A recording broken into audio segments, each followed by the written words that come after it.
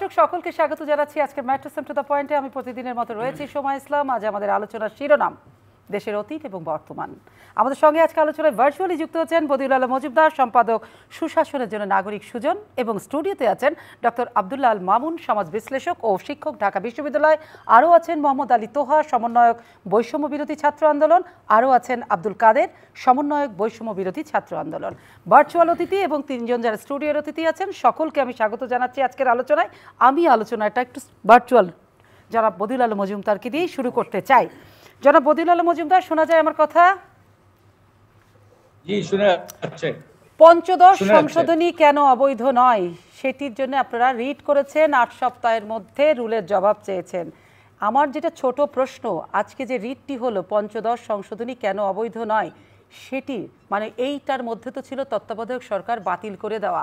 সুতরাং ভবিষ্যতে তত্ত্বাবধায়ক সরকার ফিরে আসার কোনো আইনি পথ তৈরি হলো কিনা। এবং আমি আরও দুটো প্রশ্ন করতে চাই। এই পঞ্চদশ সংশোধনীর মধ্যে কিন্তু ছিল আরও দুটো বিষয়, যেখানে সংরক্ষিত আসন 45 থেকে 50 উত্তীর্ণ করা হয়েছিল, এবং ওই সংশোধনীতেই বঙ্গবন্ধু শেখ মুজিবুর রহমানকে জাতির জনক হিসাবে স্বীকৃতি দেওয়া হয়েছিল। আরও বেশ কিছু ছিল, কিন্তু আমি এটা দিয়ে জানতে চাই। প্রথম প্রশ্নের উত্তর আগে চাই। এটার মাধ্যমে যদি পঞ্চদশ সংশোধনী বাতিল হয়, জি, তাহলে তত্ত্বাবধায়ক সরকার ব্যবস্থা ফিরে আসার পথ সুগম হয়। একই সাথে আরেকটা জটিলতা আছে সম্ভাব্য। সেই জটিলতাটা হলো এই তত্ত্বাবধায়ক সরকার বাতিলের যে এই যে পঞ্চদশ সংশোধনী, তার আগে পুছে একটা আদালতের রায় হয়েছিল, আমাদের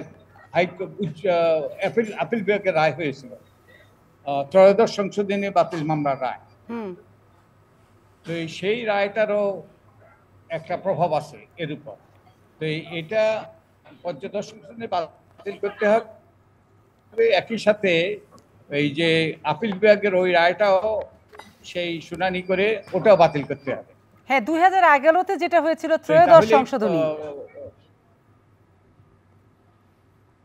জি জি, ত্রয়োদশ সংশোধনী ওটা রিভিউ করতে হবে, ওটা আপিল বিভাগের রায়, ওটা রিভিউ করতে হবে, রিভিউ করে বাতিল করতে হবে। তো এই আমরা দুটোই করছি। আচ্ছা, এই দুটো করার ফলে ভবিষ্যতে কি কি এটা সুফল আসবে সেই জায়গাটা? ভবিষ্যতে কি হবে প্রশ্নটা আবার? না না, এই যে আজকে তো আপনারা পঞ্চদশ কেন অবৈধ নয় সেটা রিড করলেন, কিন্তু এটার আগে তো আরেকটা ছিল ত্রয়োদশ, একই বছর হয়েছিল, 2011-তে হলো ত্রয়োদশ। সুতরাং আপনি বলছেন ওই ত্রয়োদশকেও বাতিল করতে হবে, কেন অবৈধ নয়? তো এই দুটো যখন বাতিল হবে তখন আমরা সংবিধান মানে তার মানে তো এটা হচ্ছে যে সংবিধানের পরিবর্তন। জি, এটা প্রথম হয়েছিল আমার যতটুকু মনে পড়ে, ওটা মের 10 তারিখে যে একটা সংক্ষিপ্ত রায় হয়েছিল, এই তিন চার বাক্যের। এই সংক্ষিপ্ত রায়ে বলা হয়েছিল যে তত্ত্বাবধায়ক সরকার ব্যবস্থা বাতিল হবে পরবর্তী 2 নির্বাচনের পর। তবে সংসদ ইচ্ছা করলে বিচারপতিকে বাদ দেওয়ার, বিচারপতিদেরকে যে তত্ত্বাবধায়ক সরকারের প্রধান করার যে বিধানটা, সংসদ ইচ্ছা করলে ওই বিধানটা সংশোধন করতে পারে। কিন্তু অন্যগুলো পরবর্তী 2 নির্বাচন তত্ত্বাবধায়ক সরকারের অধীনে হবে, এই ব্যাপারে রায়টা সুস্পষ্ট ছিল। কিন্তু যেটা করা হয়েছে, দুর্ভাগ্যবশত আমাদের মাননীয় প্রধানমন্ত্রী ভদ্রভাবে বলতে গেলে বিভ্রান্তি সৃষ্টি করেছিলেন এই রায়টা সম্পর্কে। তিনি বলেছেন একবারে কোর্ট, আমি তত্ত্বাবধায়ক সরকার বাতিল করিনি, আদালত করেছে। আদালত বলেছে যদি পরবর্তী নির্বাচন তত্ত্বাবধায়ক সরকারের অধীনে হতে হয় তাহলে সংসদের অনুমোদন লাগবে, যেটা সত্যের অপলাপ। তো আদালত শুধু বলেছে শুধুমাত্র বিচারপতিতে বাদ দেওয়ার বিধানটা, ওই অংশটুকু ব্যাপারে ত্রয়োদশ সংশোধনী সংশোধন করা যেতে পারে সংসদে, কিন্তু পরবর্তী 2 নির্বাচনের পরে তত্ত্বাবধায়ক সরকার ব্যবস্থা বাতিল হবে শব্দটা ছিল প্রসপেক্টিভলি ডিক্লেয়ার্ড আনকনস্টিটিউশনাল, প্রসপেক্টিভলি, ভবিষ্যতের জন্য। কিন্তু আমাদের মাননীয় প্রধানমন্ত্রী একটা বিভ্রান্তিমূলক ব্যাখ্যা দিয়ে বলেছেন যে আদালত বাতিল করেছে, অতএব আমাদের পুরোটাই বাতিল করতে হবে। এবং এরপরে যেটা হয়েছে, এটা হচ্ছে 10ই মে, এবং এরপরে 16 মাস পরে যে পূর্ণাঙ্গ রায় প্রকাশ হয়, কিন্তু যে জিনিসটা মনে রাখা দরকার, এই শর্ট অর্ডারই কিন্তু রায়, ওটাই হলো operative part of the judgment, আর বাকিটা হলো অলংকারিক। ওই যে যুক্তি টুক্তি কেন এই এই সিদ্ধান্ত দিয়েছে, তো এই ওই ইয়েতে সে পূর্ণাঙ্গ রায়ে সেই রায়টা বদলিয়ে দিয়েছিলেন খায়রুল হক সাহেব। জি, আমি ওই জায়গাতে একটু বদিল আলম মজুমদার একটু থামাই, যে আমরা একটা শর্ট জাজমেন্ট যেটা দেখেছিলাম সেখানে কিন্তু আমাদের একদম মনে আছে যে বিচারপতি খায়রুল হক কিন্তু বলেছিলেন যে চাইলে দুটো পরপর নির্বাচন কিন্তু কেয়ারটেকারের অধীনে করা যেতে পারে, এটাও তো ছিল। জি, ওটার ইন্টারপ্রিটেশন চাইলে মানে ওটাই হলো অপারেটিভ, ওটাই হলো ম্যান্ডেটরি, দ্যাট ওয়াজ ম্যান্ডেটরি। কিন্তু তারা সুস্পষ্ট হয়ে বলে দিয়েছে যে কোনটাতে আদালতে, কোনটাতে সংসদের এখতিয়ার আছে সংশোধন করার জন্য, সেটা হলো শুধুমাত্র বিচারপতি বাদ দেওয়ার বিষয়ে, আর বাকিটা হলো, এবং উনি অনেকগুলো যুক্তি দিয়েছেন, ওই যে ডক্ট্রিন অফ নেসেসিটি, তারপরে রাষ্ট্রের নিরাপত্তা সর্বোচ্চ আইন, জনগণের নিরাপত্তা সর্বোচ্চ আইন, এই সকল বিধানের এই যে বিবেচনায় যে পরবর্তী 2 নির্বাচন তত্ত্বাবধায়ক সরকারের অধীনে হবে এবং এরপরে যে এটা বাতিল হবে, কিন্তু আদালত চাইলে শুধুমাত্র ওই বিচারপতিদের বাদ দেওয়ার বিষয়টা ওখানে তারা ওই ত্রয়োদশ সংশোধন করতে পারে।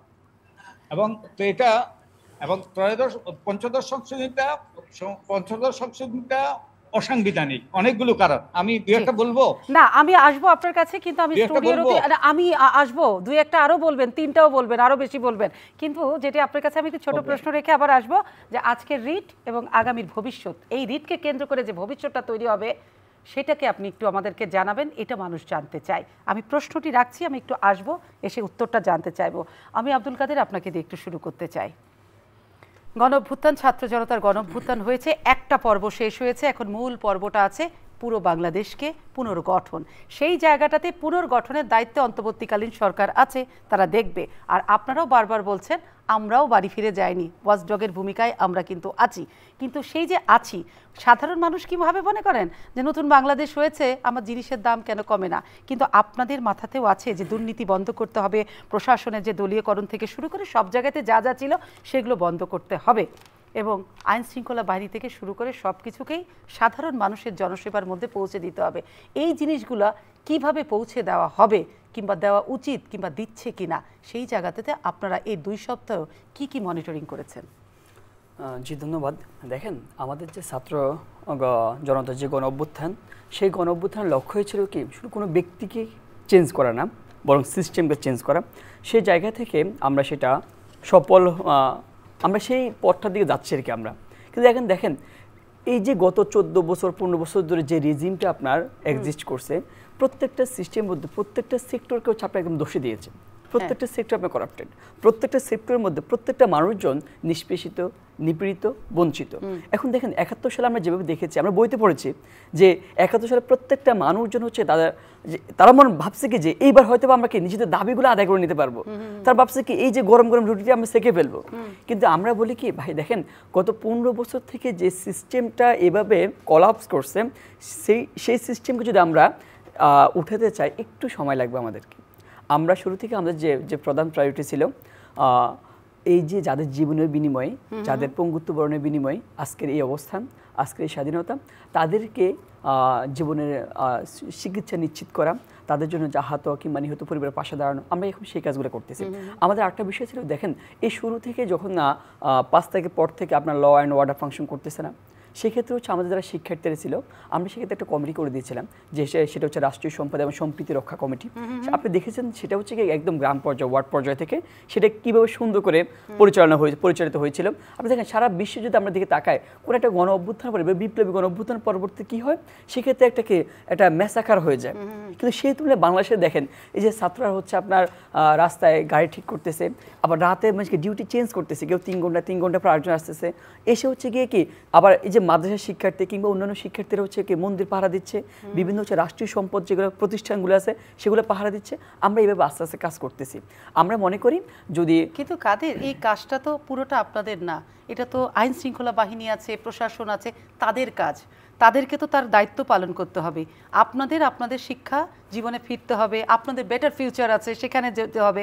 আপনারা এই কাজটা কতদিন করবেন? আচ্ছা, এক্ষেত্রে একটা বিষয় দেখেন, আপনি হয়তো বা মানে কি এই যে বিগত দিনের যে চরিত্রটা অথবা কি আন্দোলনের সময় যে চরিত্র, আপনি যদি পুলিশ প্রশাসনের কথা বলেন, যারা আপনার হচ্ছে কি ল অ্যান্ড অর্ডারটা মানে কি এখানে বাস্তবায়ন করবে, তাদের যদি অবস্থানের কথা বলেন, তারা এতটাই করাপ্টেড হয়ে গেছিল যে তারা পুরলি হচ্ছে গিয়ে কি যে সরকারের অধীনে সরকারের ফেটো ব্যান হিসেবে কাজ করেছিল। এখন দেখেন স্বাভাবিকভাবে তাদের মধ্যে এবং জনতার মধ্যে যে একটা কি বিশাল একটা ফ্র্যাকশন তৈরি হয়ে গেছে, মনোমালিন্যের যে বিষয়টা। এখন তারা আস্তে আস্তে মানে কি তারা মাঠে ইন করবে, কিন্তু সেক্ষেত্রে একটা মানসিক যে দূরত্ব সেটা আস্তে আস্তে কমাতে হবে।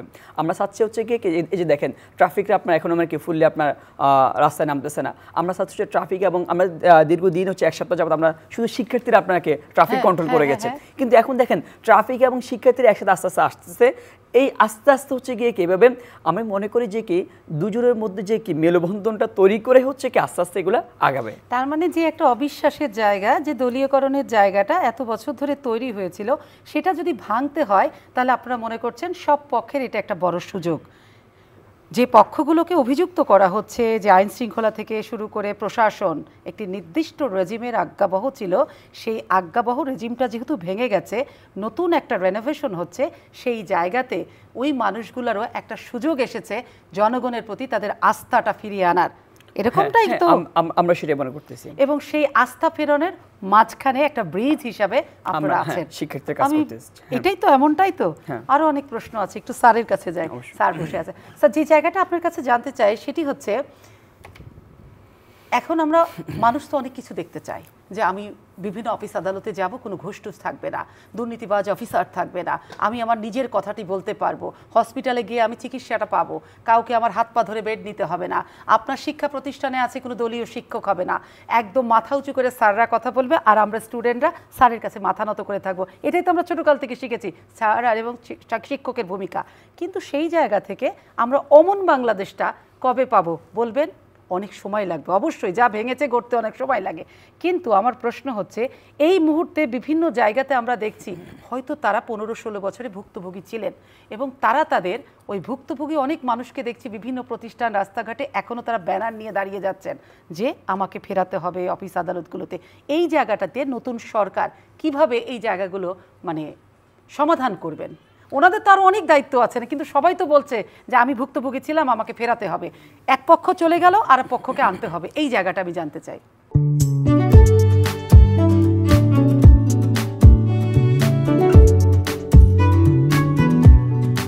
Hatil, live and relieve.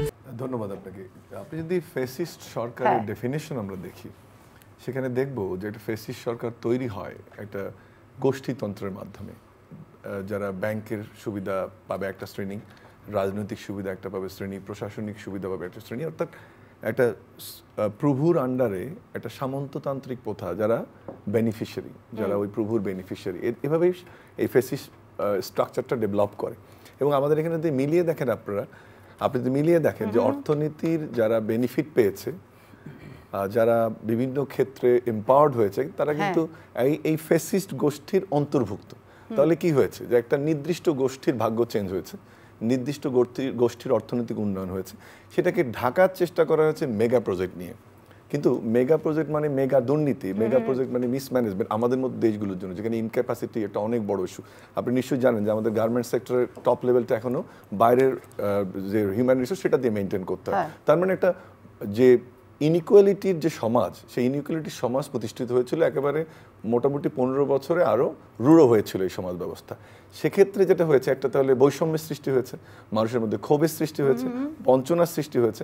যখন এই ছাত্রদের নেতৃত্বে আন্দোলন হয়েছে, আমরা সবাই মনে করছি যে এখন তো একটা নতুন সময় এসছে, আমার দাবিগুলো আমরা সামনে নিয়ে আসতে চাই। আমি সম্পূর্ণ রূপে তাদের সাথে একমত। কিন্তু মনে রাখতে হবে, এখন যে গভর্নমেন্টটি আছে তার কোনো পলিটিক্যাল ম্যান্ডেট নেই। এটি বিএনপিরও সরকার না, এটি জাতীয় পার্টির সরকার না, আওয়ামী লীগ উৎখাত করে একটা প্রতিষ্ঠিত সরকার। তাহলে দায়িত্বটা কার উপরে বর্তায়? এই 14 জন সমন্বয়ক বা 168 জন সমন্বয়ক, বিভিন্ন বিশ্ববিদ্যালয়ের সমন্বয়ক? নিশ্চয়ই নয়। তাহলে এই গভর্নমেন্টের যেহেতু পলিটিক্যাল ম্যান্ডেট নেই, প্রথম যে সহযোগিতা দরকার সেটা হচ্ছে সিভিল অ্যান্ড মিলিটারি ব্যুরোক্রেসির একটা সাপোর্ট দরকার। কিন্তু সবচেয়ে বড় যে জায়গায় সাপোর্টটা দরকার সেটা হচ্ছে পুরো সমাজের একটা সাপোর্ট দরকার। এর বাইরে কিন্তু আপনিও নন, এর বাইরে শিক্ষকরা নয়, আমাদের সবাইকে বুঝতে হবে। এখনো 20 দিনও হয়নি এই সরকারটিকে যদি আমরা সাপোর্ট না দিই তাহলে এই শিক্ষার্থীদের সফল আন্দোলনের মাধ্যমে বা বিপ্লবের মাধ্যমে গণ অভ্যুত্থানের মাধ্যমে যে সরকার প্রতিষ্ঠিত হলো, যেটি আমাদের সবার একটা প্রাণপ্রিয় সরকারে পরিণত হয়েছে, সেটি কিন্তু জনপ্রিয়তা হারাবে যদি আমাদের সবার সহযোগিতা না থাকে। সেক্ষেত্রে যারা আন্দোলন করছেন বিভিন্ন ইস্যুতে, যারা দাবি দাওয়া জানাচ্ছেন, আমি তাদের প্রতি অত্যন্ত সহানুভূতিশীল এবং মনে করি যে তাদের দাবি দাওয়াগুলো পূরণ হওয়ার মতো, পূরণ করা উচিত, যাদেরটা পূরণ হওয়ার মতো তাদেরটা। কিন্তু এই সময়টা বোধহয় যে সময়টা আমরা নির্ধারণ করলাম যে সবাই একসাথে মাঠে নেমে এখানে ওখানে বসে, শাহবাগে বসে, প্রেস ক্লাবে বসে, এটা বোধহয় সঠিক হচ্ছে না। সেক্ষেত্রে আমি মনে করি একজন সমাজবিজ্ঞানের ছাত্র হিসেবে আমাদের সামাজিক রোলটা খুব গুরুত্বপূর্ণ। আমরা যেন সবাই একজন হুইসেল ব্লোয়ার হিসেবে কাজ করি, যে যেটা হচ্ছে সেটা ঠিক নয়। আমাদের সবার দাবি দাওয়া নিশ্চয়ই সরকার পূরণ করবেন, কিন্তু এই মুহূর্তে নয়। আপনারা সবাই ধৈর্য রাখবেন, আমরা এই সরকারকে সময় দেই। প্রায়োরিটিটা কি? ল অ্যান্ড অর্ডার সিচুয়েশন ঠিক করা। সেটাই বলছি যে প্রায়োরিটি লিস্টে সরকারের আসলে যে জায়গাগুলো আছে সেটাইকে তো সরকারকে সবার আগে মনোযোগ দিতে হবে। তারপরে বৈষম্যের কারণে যে বৈষম্যের শিকার হয়েছে সবাই, সেই বৈষম্যগুলো সরকারকে দেখতে হবে। সেটা না করে আমরা যদি এই একটা বিপ্লবের সুযোগ নিয়ে একটা অগোছালো পরিস্থিতির সুযোগ নিই, তাহলে কিন্তু দেশের একটা বিপ্লবের মাধ্যমে যে আমরা যে অর্জনটা করতে চাচ্ছি সেটা কিন্তু বিলীন হয়ে যাবে। তার মানে দেশ চালানোর জন্য তো একটা অন্তর্বর্তীকালীন সরকার আছেন এবং যা ভেঙেছে গড়তে সময় লাগবে। কেউ যদি বলে 6 মাস 1 বছর, সেটা বোধহয় সম্ভব না। সীমারেখা নির্ধারণ করে দিলে এত রকম ক্ষতিটা সম্ভব না এই সময় পুষিয়ে নেওয়া। কিন্তু সেইখানে আমার তাহলে আপনার কাছে আমি ছোট যে আপনার পরামর্শগুলো তাহলে কি থাকছে, যে কোনগুলোকে আমাদের প্রায়োরিটি দেওয়া উচিত? আমাদের অর্থনীতির জায়গাটা তো একেবারেই ভেঙেছে, সেই জায়গাতে আছে। তারপরে আপনার প্রাতিষ্ঠানিক যে রিপেয়ারগুলো করতে হবে এবং রাজনৈতিক রেনোভেশন দরকার হবে। এখন রাজনৈতিক সংস্কার যখন আপনি করতে যাবেন, তখন তো সেখানে একটা বড় রকমের একটা মনোমালিন্য দূরত্ব তৈরি হতে পারে। অর্থাৎ আপনি কাউরি কথা বাদ দিয়ে সরকার তো কিছু করতে পারবে না, সবাইকে সাথে নিয়েই করতে হবে। সেই সাথে নেওয়ার প্রক্রিয়াটা কি হবে আর কোনগুলোকে সবার আগে প্রায়োরিটি দিচ্ছে কিংবা দেওয়া উচিত, এটি আমি প্রশ্ন রাখছি আপনার কাছে। আর মোহাম্মদ আলী তোহা, আমি যেটি আপনার কাছে জানতে চাইব, মানুষ তো সাধারণ মানুষ খুব সাদামাটাভাবে জানতে চায় যে আমার সকালবেলা জিনিসপত্রের দাম কমে যাবে, আগে 140 টাকা ছিল এখনও কেন থাকবে, তাই না? এরকম তো এখন তো 100 টাকা হবে। ওরা তো মনেই করে এখন কোনো সিন্ডিকেট নাই, এখন কিন্তু বাজার চাঁদাবাজ নাই, তাহলে কমছে না কেন? সেই জায়গাগুলোতে আমি যেটা জানতে চাইবো, আমিও তো সাধারণ মানুষই, কিন্তু আমি তো হয়তো এটুকু বুঝি যে এত কম সময়ে সব কিছু তো সম্ভব না। বাজার ব্যবস্থাটা সবার আগে মনিটরিংটা আপনাদের মনে হয় কিভাবে করা উচিত? স্বাস্থ্য খাতের দিকটাকে কিভাবে নজর দেওয়া উচিত? শিক্ষা খাতের জায়গাগুলোতে কোন জায়গাটাতে সাধারণ জনগণের সেবাটা যেন সুনিশ্চিত হয়, এই জায়গাগুলো আপনারা কি ভেবেছেন? নিশ্চয়ই। আমি ছোট ছোট করে বললাম, আপনি বড় করে। অবশ্যই আমরা বাজার মনিটরিং নিয়ে ইতিমধ্যে কাজ শুরু করেছি। আপনারা দেখবেন যে ভোক্তা অধিকারের সাথে সমন্বয় করে আমাদের ছোট ছোট টিম শিক্ষার্থীদের যারা বাজার মনিটরিং করছে, প্রত্যেকটা জেলা এবং উপজেলা পর্যায়ে বাজার মনিটরিং চলছে। এবং বাজার মনিটরিংয়ের জন্য দাম তো কমাইতে হবে। এই দ্রব্যমূল্য যে পরিমাণ রুদ্ধশ্বাস ঊর্ধ্বগতিতে পৌঁছাইছে, সেটা কমানো 2-1 দিনের সম্ভব না। এই জায়গাগুলো থেকে আমরা কাজ করতেছি।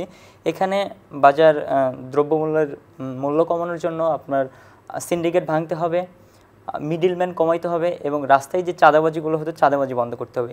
এখন চাঁদাবাজি নেই। আমরা বলতে পারি যে আগে দেখতাম যে রাজশাহী বা রংপুর থেকে একটা শাকসবজি আসতে কয়েকবার চাঁদা দিতে হতো।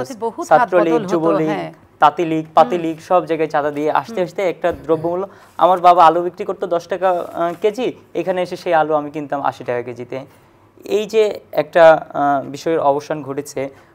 তারপর পরবর্তীতে যে সিন্ডিকেট বড় বড় যে গ্রুপগুলো ছিল, আমরা একদিন প্রতিযোগিতা কমিশনের সাথেও দেখা করেছিলাম যে কিছু শিক্ষার্থী প্রতিনিধি, সেই জায়গায় আমরা দেখেছিলাম যে অনেক বড় বড় সিন্ডিকেট গ্রুপের বিরুদ্ধে তারা মামলা করেছিলেন এই দাম কমানো বা এই সিন্ডিকেট ভাঙার জন্য, কিন্তু তারা ওই সরকারের দোষর ছিলেন বলে তারা কোনো ব্যবস্থা নিতে পারেন না। কিন্তু এই সিন্ডিকেট ভাঙার একটা তালিকাও করেছিলেন, কিন্তু পারেন। এই তালিকাটা আমার কাছে আছে এই জায়গায়, যে তারা 53 প্রতিষ্ঠান আছে তাদের, হ্যাঁ 96টা বা 103টা প্রতিষ্ঠানের নামে তারা মামলা করেছেন, কিন্তু কোনো ব্যবস্থা নিত। এই জায়গাগুলো থেকে আমরা চেষ্টা করতেছি শিক্ষার্থীরা তাদের মতো করে চাপ সৃষ্টি করবে তাদের উপর। আমরা বাণিজ্য মন্ত্রণালয়ের 7টা অধিদপ্তরের সাথে প্রয়োজনে বসে আমরা চাপ সৃষ্টি করবো শিক্ষার্থীরা। আমি এখানে তো একটু থামাই যে পরিস্থিতি এবং বাস্তবতার কারণে আমরা যদি বলি বড় বড় সিন্ডিকেট হয়তো দুর্বল হয়ে আছে, কিন্তু বাস্তবতার সঙ্গে অ্যাডজাস্ট করে এই বড় সিন্ডিকেট যদি আবার অন্য জায়গায় আবার ওরা অ্যাডজাস্ট করে যায়, সেই জায়গাটাতে কি হবে তখন? ওইখানে তো একটা নজরদারি থাকতে হবে। জি অবশ্যই, 96টার তালিকা কিন্তু আছে, এই 96টা যদি আবার রূপ বদল করে, জি, আমরা সেই চেষ্টাই করতেছি যে তারা যেন কোনোভাবে রূপ বদল না করতে কিন্তু পারে। আবার যদি নতুন সিন্ডিকেট তৈরি হয়, না, নতুন সিন্ডিকেট তৈরি হওয়ার আমরা আর কোনো সুযোগ দিতে চাই না। এই বাংলাদেশে আর কোনো সিন্ডিকেট বা একক আধিপত্যের কোনো দল বাংলাদেশে আবার প্রতিষ্ঠিত হোক বা তারা নিজেদের আধিপত্য বিস্তার করুক, এমনটা আমরা চাই না। এখানে ছাত্র সমাজ সবসময় জাগ্রত থাকবে এবং তারা চেষ্টা করবে যে কোনো সমস্যায় তারা সামনে এসে এই সিন্ডিকেট বা যে কোনো ধরনের গ্রুপকে বাধা প্রদান করে একটা সুস্থ সমাজ বিনির্মাণ করতে। তার মানে আমরা কখনোই এটা ভেবে নিব না যে ছাত্র সমাজ বাড়ি ফিরে গেছে, ওরা ওয়াচডগ হয়ে আছে। জি, ছাত্র সমাজ সব সময় আছে, মানে সরকারের প্রেসার গ্রুপ হিসেবে অলওয়েজ। জি অবশ্যই, এতদিন তো মানুষ কথা বলতে পারে নাই, গত 15 বছর ধরে তার চাওয়ার জায়গাটাও বলতে পারে নাই বা প্রতিবাদও করতে পারে না। এখন মানুষ বলতে শিখেছে। একজন রুট লেভেলের একজন সাধারণ জনগণও তার কি অধিকার বা তার সাথে একটা অন্যায় হচ্ছে সে বলতে পারতেছে। ছাত্র সমাজ তাদের সাথে থাকবে, জনগণের সাথে আছে বা ছাত্র সমাজের সাথে জনগণ আছে, আমরা যে কোনো বিষয়ে আসি। আচ্ছা, আমি আরো আসবো, কিন্তু কাদের ছোট করে একটু জানতে চাই, এই যে ছাত্র সমাজ পাহারাদারের ভূমিকায় তো আছে, তারা যাবে না কারণ তাদের উপরে জনগণ একটা আস্থা রাখছে, কিন্তু ছাত্র সমাজের নাম ব্যবহার করে অনেক জায়গাতে সারা দেশে কিন্তু নানান বিচ্ছিন্ন ঘটনা ঘটছে এবং সেখানেও আমরা দেখেছি আপনাদের একটা বক্তব্য আছে কঠোর কঠিন, কিন্তু সেই জায়গাতে আপনাদের সতর্কতা কি, নজরদারিগুলো কি আছে? কারণ হয় কি, একটা রাজনৈতিক সরকার ছিল, সে চলে গেছে, এখন হয়তো হাত বদল হয়ে যায়, সেই জায়গাগুলো নিশ্চয়ই আপনাদের কনসার্নে আছে। জি জি যে দেখেন একটা বিষয়, মানে যখন নাকি অভ্যুত্থান শেষ, এখন হচ্ছে গুড় খাওয়ার পালা, তখন অনেকে জুটে গেছে গুড় খাওয়া। এখন দেখেন তো এত অভ্যুত্থানের পরও মানুষ গুড় খেতে চাইবে কেন? বুকে ভয় নাই? হ্যাঁ, এখন দেখেন এখানে দুটো বিষয় দেখেন। একটা হচ্ছে দেখেন গত 14-15 বছর থেকে একটা রেজিম যেটা এখানে এক্সিস্ট করছে, সেক্ষেত্রে তার যে বিরোধী দল ছিল তারা হচ্ছে বিভিন্নভাবে নিষ্পেষিত, নিপীড়িত, বঞ্চিত হয়েছিল। তাদের বাড়িঘর সবগুলো মানে দেখা যাচ্ছে কি অনেকে দখল করে নিয়ে গেছে, এই একটা বিষয় আছে। তারা হচ্ছে একটা গোষ্ঠী, তারা হচ্ছে কোনোভাবে হচ্ছে তার সেগুলোকে মানে ব্যাক করতে চায় নিজেদের বাড়িঘর, আবার চাচ্ছে না একটা ক্ষোভের জায়গা থেকে যারা নিয়ে গেছে তাদের বাড়িঘর করতে চায়। এই একটা হচ্ছে গিয়ে কি বিশৃঙ্খলা তৈরি হয়। আর একটা গ্রুপ দেখেন তারা হচ্ছে যারা মানে মানে প্রতি বিপ্লব ঘটাতে চাচ্ছে কিংবা যারা পরাজিত গোষ্ঠী, তারাও কোনোভাবে এটাকে স্যাবোটেজ করতে চায়। এই একটা দুটো পার্ট আমার কাছে মনে হয়েছে। এক্ষেত্রে আমরা দুটো কাজ করতেছি। প্রথমত দেখেন ওই যে যারা হচ্ছে সমন্বয়ক নাম দিয়ে, আমি বেসিক্যালি বলি আজকে হচ্ছে মানে ওই যে সারা বাংলা .net মানে গতকাল রাতে আমার নাম দিয়ে হচ্ছে গিয়ে কি তাদের একজন যে কি জানে রহমান মুস্তাফিজ নামে একজন ব্যক্তিকে সরানোর জন্য আমার নাম দিয়ে দিয়েছে, ওইখানে আমার সাইন মানে কি আমার সাইনটা নকল করে। রহমান মুস্তাফিজ কি জার্নালিস্ট? হ্যাঁ, একজন জার্নালিস্ট। উনাকে সরানো লাগবে। তখন হচ্ছে আমাকে ওই যে প্রথম আলো থেকে কিংবা বিভিন্ন মিডিয়া থেকে আমাকে পাঠাইছে যে এটাকে এসিডিকে আপনার কিনা। আমি তো অবাক, এসিডিটা আমার না। এখন এগুলা করা হচ্ছে, মানে সাইনও নকল করা হচ্ছে। সাইন নকল করা হচ্ছে কি মানে সবকিছু যে বার্তা প্রেরক সমন্বয়ক আব্দুল কাদের একটা সাইন দিয়ে দিয়েছে, আমি কিছু জানি না। যখন নাকি একটা কনফার্ম করার জন্য আমার থেকে জানতে চাইলে যেটা আপনার কিনা, আমি তো অবাক। তো এগুলো হচ্ছে আমরা কি শক্ত দমন করব। আমি বলছি যে আপনি আমাকে, আমি তথ্যটা নিচ্ছি কে কে করতেছে, এটা কারা করছে। আচ্ছা, এখন একটা দেখেন, মনে করেন যে আপনার কলিগের সাথে আপনার দ্বন্দ্ব, অথবা দেখা যাচ্ছে কি আপনার কলিগ মানে কি বিগত যে রেজিম তাকে সার্ভ করছে, আপনি ভিন্ন থাকার কারণে হচ্ছে কি আপনি সেখানে সুযোগ পান নাই।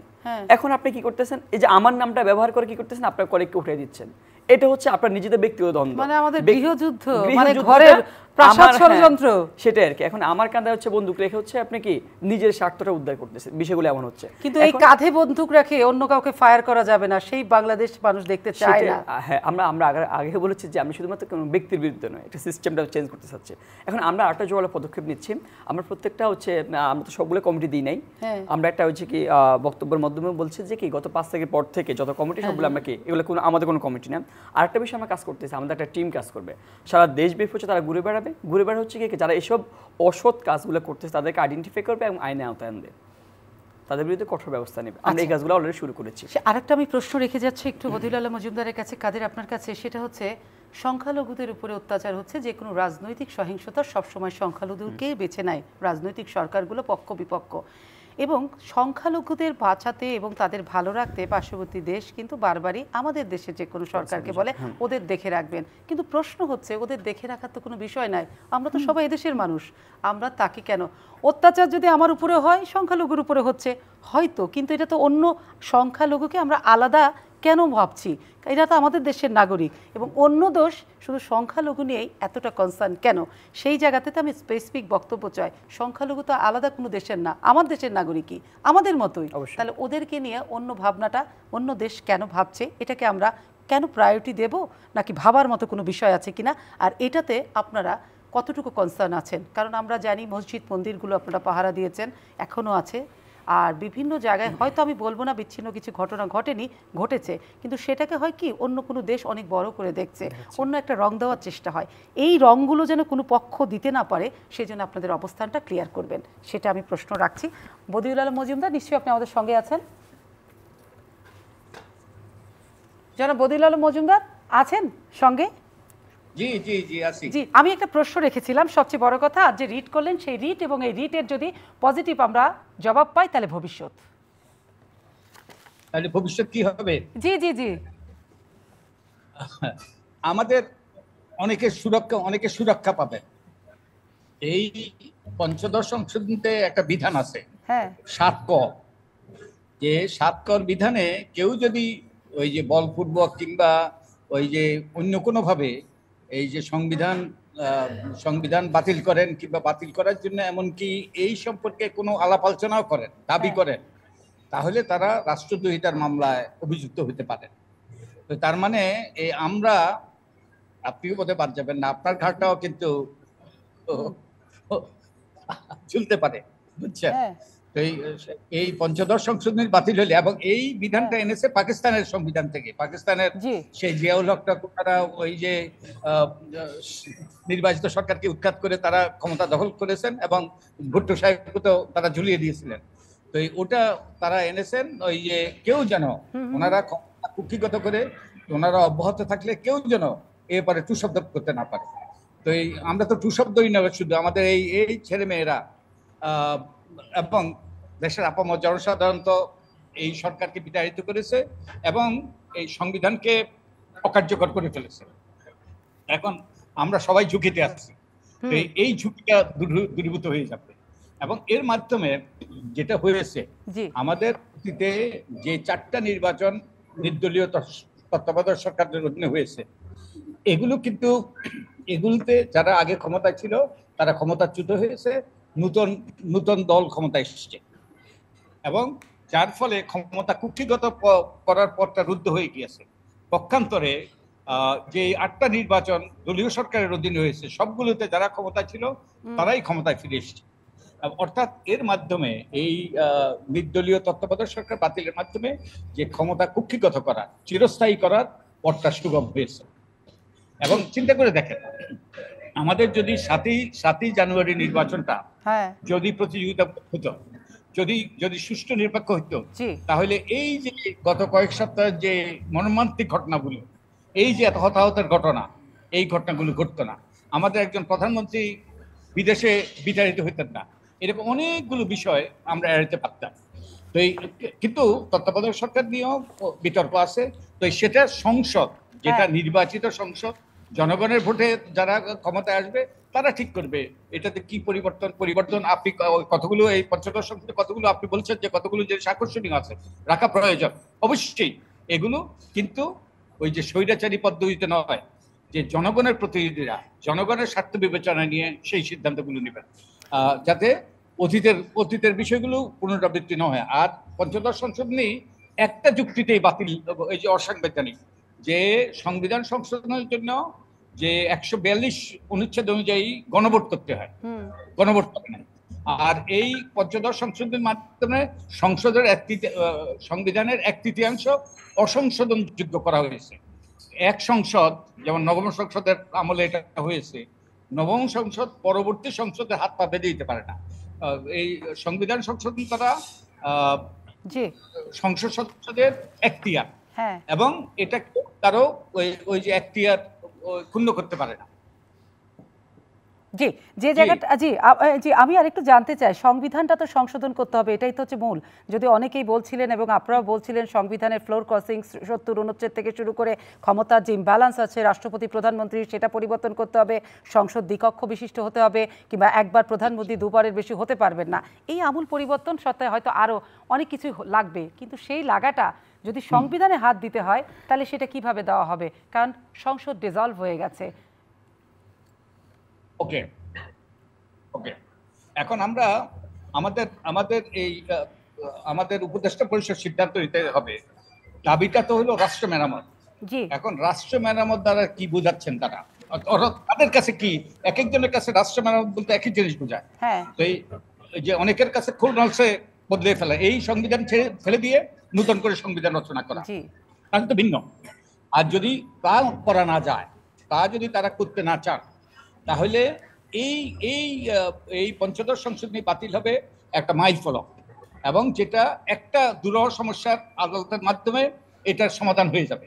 আর বাকিগুলো তারা সমাধান করে, যেটা যেটা আমাদের প্রস্তাব, যে আলাপ আলোচনার মাধ্যমে একটা পলিটিক্যাল সেটেলমেন্ট, রাজনৈতিক সমঝোতা, যে আমাদের সংবিধানে পরিবর্তন আনতে হবে, আপনি যেগুলোর কথা বলেছেন, আমাদের আইনে পরিবর্তন আনতে হবে, আমাদের প্রতিষ্ঠান ভেঙে পড়েছে, এই প্রতিষ্ঠানগুলোতে নিয়োগ দিতে হবে, তারপরে আমাদের পদ্ধতি, ওই যে প্রক্রিয়ার পরিবর্তন আনতে হবে, এগুলোর ব্যাপারে সমঝোতা করে একটা জাতীয় সনদ প্রণীত হতে পারে। এবং এই যে সব রাজনৈতিক দলগুলো এবং অংশীজন, তারা সবাই এটা স্বাক্ষর করবেন, এবং তারা এরপর একটা সুষ্ঠু নির্বাচন হবে, নির্বাচন হয়ে যারা ক্ষমতায় আসবে তারা এগুলো মানতে বাধ্য হবে। এবং কিন্তু তার জন্য পাহারাদার লাগবে, আমাদের তরুণরা এই পাহারাদারের ভূমিকা পালন করতে পারে, ওয়াচডগের ভূমিকা পালন করতে পারে। এবং আমাদের যদি এটা আমরা এই সংবিধানের পরিবর্তন চাই, আর আমরা সংবিধান ছুঁড়ে ফেলে দিয়ে যদি আমরা ওই যে বিপ্লবী সরকার করে আমরা যদি সবকিছু পরিবর্তন করতে চাই, সেটা ভিন্ন। সেটার জন্য ওই যে আমাদের অনেক প্রস্তুতি আছে, আমাদের অনেক আইডিয়া আছে, আমরা হেল্প করতে পারি। কিন্তু বদিউল আলম মজুমদার, আমি ছোট্ট করে একটা প্রশ্ন রাখতে চাই, যে গণঅভ্যুত্থান যেখানে হয়ে যায় সেখানে কিন্তু সংবিধানটা কি আর কার্যকর থাকে? সেই জায়গাটা একটা প্রশ্ন আছে, যেখানে সংবিধান থাকা না থাকাটা তো সমানই হয়ে যায় যেহেতু গণঅভ্যুত্থান হয়েছে। কিন্তু আমার প্রশ্ন হচ্ছে যে আপনারা সেখানেও আবার নানান মত প্রকাশ করলেন, কিন্তু সংসদ ডিসলভ হয়ে গেছে, আমাদের কি সংবিধানে কি আছে যে সংসদ ডিসলভ হয়ে গেলে 90 দিনের মধ্যে নির্বাচন করতে হয়? তাহলে এখন ইলেকশন কমিশন কি করবে? তার সামনে কি আছে? এখন আমাদের সংসদ নাই না, সংসদ তো নাই, ওই যে ক্রান্তিকালীন ব্যবস্থা, আমাদের ক্রান্তিকালীন ব্যবস্থা, ডক্ট্রিন অফ নেসেসিটি।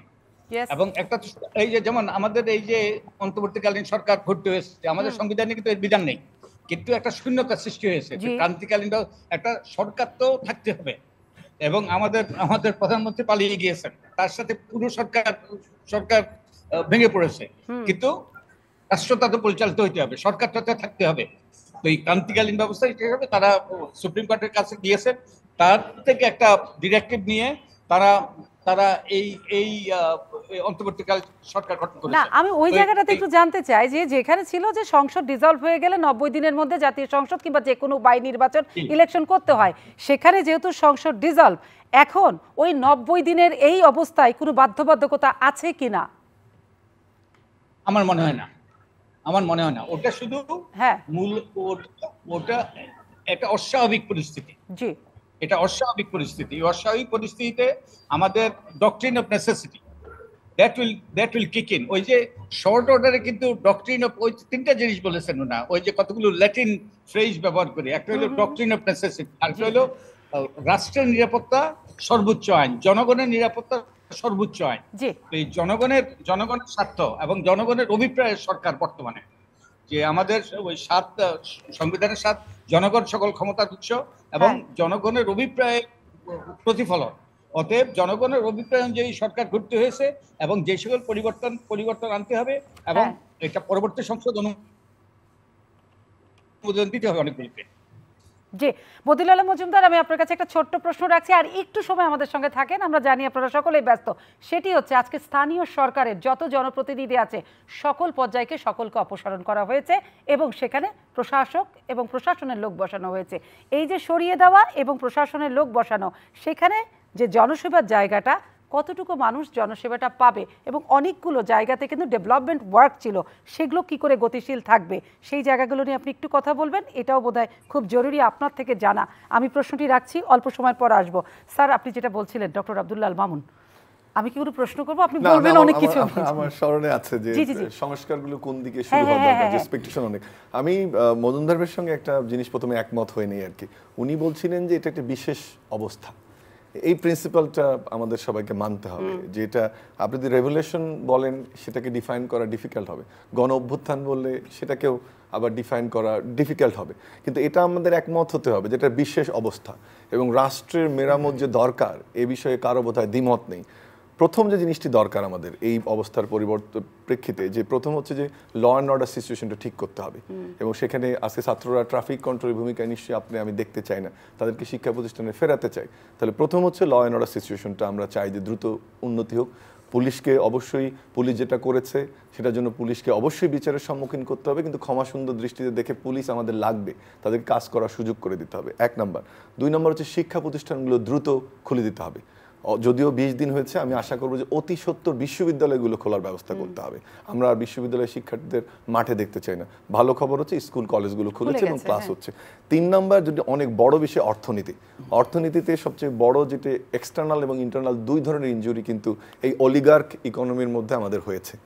একটা যেটা আমি বললাম যে এটা প্রভুতান্ত্রিক ব্যবস্থার ইকোনমির মধ্যে হয়েছে। শুধুমাত্র আমার দলের যারা, তাদের জন্য অর্থনীতি, অন্যদের জন্য অর্থনীতি নয়। অন্যরা সাধারণ জীবনযাপন করবে, দ্রব্যমূল্যের মধ্যে থাকবে, ইনফ্লেশনের মধ্যে থাকবে, সেটা থেকে বেরিয়ে আসার জন্য করতে হবে। অর্থনীতিতে আরেকটা গুরুত্বপূর্ণ বিষয়, ছেলেমেয়েরা যে আন্দোলন করলো তারা কিন্তু এমপ্লয়মেন্টের জন্য আন্দোলন করেছে। প্রাইভেট সেক্টরকে আমাদের দ্রুত এমনভাবে সাজাতে হবে যেন এমপ্লয়মেন্ট ক্রিয়েট হয়, সহায়ক পরিস্থিতি তৈরি করতে হবে, দুর্নীতি যেন ব্যবসায়ীদেরকে ক্ষতিগ্রস্ত না করে।